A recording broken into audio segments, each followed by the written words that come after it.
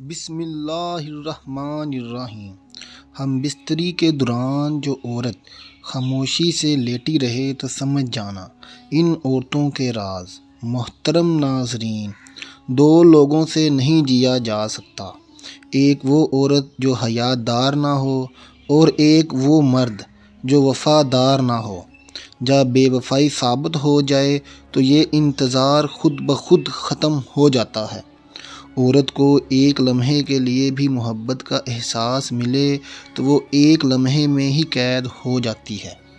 عورت ملکیت نہیں، محبت کے حصار میں جینا چاہتی ہے۔ لا حاصل کی تمنا ایسے ہی ہے جیسے کوئی بچہ تھی پکڑنے کی کوشش میں گھر سے بہت دور نکل جاتا ہے، پھر نہ تتلی ہاتھ آتی ہے اور نہ واپسی کا راستہ۔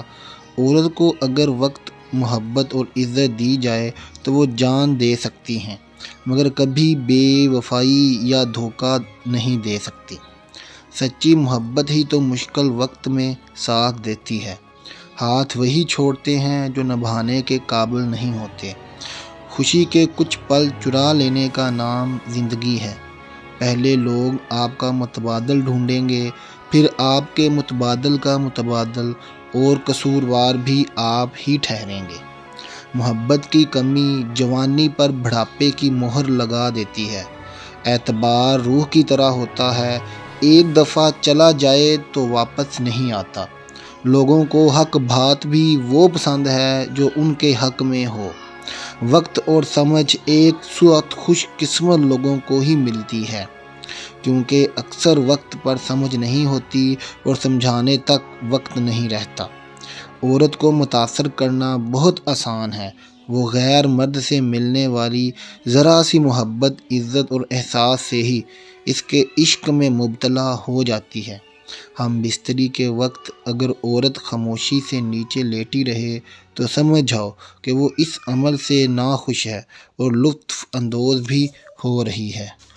اگر وہ مرد جو وفادار نہ ہو، جب بے وفائی ثابت ہو جائے تو انتظار خود بخود ختم ہو جاتا ہے۔ محترم ناظرین، نکاح وہ پاکیزہ شرعی طریقہ ہے جس کے ذریعے ایک بیوی اور شوہر کا وجود ہوتا ہے۔ نکاح کی مشروعیت بنی نوح انسان پر اللہ تعالیٰ کا ایک عظیم فضل و احسان ہے۔ یہی وہ شریف، منظم اور محفوظ عمل ہے جس سے ان کی نسل آگے بڑھتی ہے، نسب معلوم ہوتا ہے، خاندان، رشتے اور تعلقات بنتے ہیں، ایک سماج اور معاشرے کی تعمیر تشکیل ہوتی ہے۔ لیکن اس کے لیے ضروری ہے کہ میاں بیوی میں سے ہر ایک اپنے فرائض سے باخبر ہو اور دوسرے کے حقوق کو پہچانے، تاکہ نکاح کے جملہ مقاصد کا حصول ممکن ہو سکے۔ زیر نظر کتاب میں اس کو موضوع سخن بنایا گیا ہے۔ حقیقت یہ ہے کہ کتاب مذکور اپنے موضوع پر بہت ہی اہم ہے، زبان و بیان بہت ہی عمدہ، دلکش اور عام فہم ہے۔ قرآن و حدیث کی روشنی میں دنیا کے سب سے مقدس رشتہ کے باہمی حقوق کو بڑے ہی سیکس و چھوتے انداز میں پیش کیا گیا ہے۔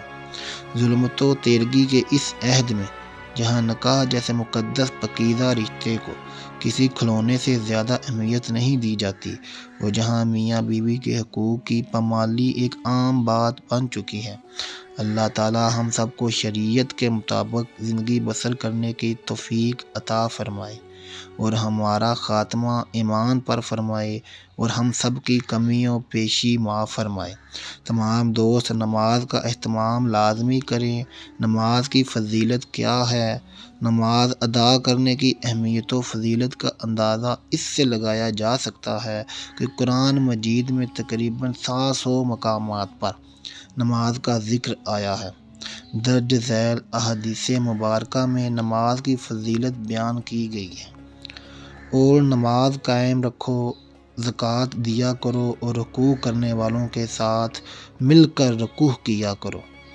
اے ایمان والو، صبر اور نماز کے ذریعے مدد چاہا کرو، یقیناً اللہ صبر کرنے والوں کے ساتھ ہے۔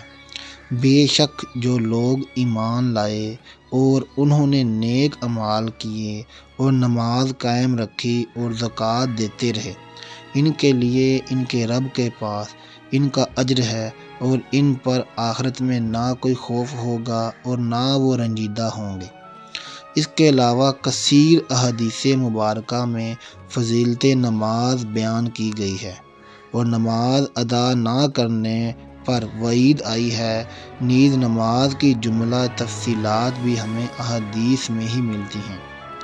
حضرت عبادہ بن صامت رضی اللہ تعالیٰ عنہ سے روایت ہے کہ انہوں نے رسول اللہ صلی اللہ علیہ وآلہ وسلم کو یہ فرماتے سنا، 5 نمازیں ہیں جن کو اللہ تعالیٰ نے اپنے بندوں پر فرض قرار دیا ہے۔ جس نے ان نمازوں کو بہترین وضو کے ساتھ ان کے مقررہ اوقات پر ادا کیا اور ان نمازوں کو رکوع و سجود اور کامل خشوع سے ادا کیا تو ایسے شخص سے اللہ تعالیٰ کا وعدہ ہے کہ اس کی مغفرت فرما دے گا، اور جس نے ایسا نہیں کیا تو ایسے شخص کے لیے اللہ تعالیٰ کا کوئی وعدہ نہیں ہے، اگر چاہے تو اس کی مغفرت فرما دے اور چاہے تو اس کو عذاب دے دے۔ دعا ہے کہ اللہ تعالیٰ میرا سنانا اور آپ کا سننا اپنی بارگاہ الہی میں قبول اور منظور فرمائے، آمین ثم آمین۔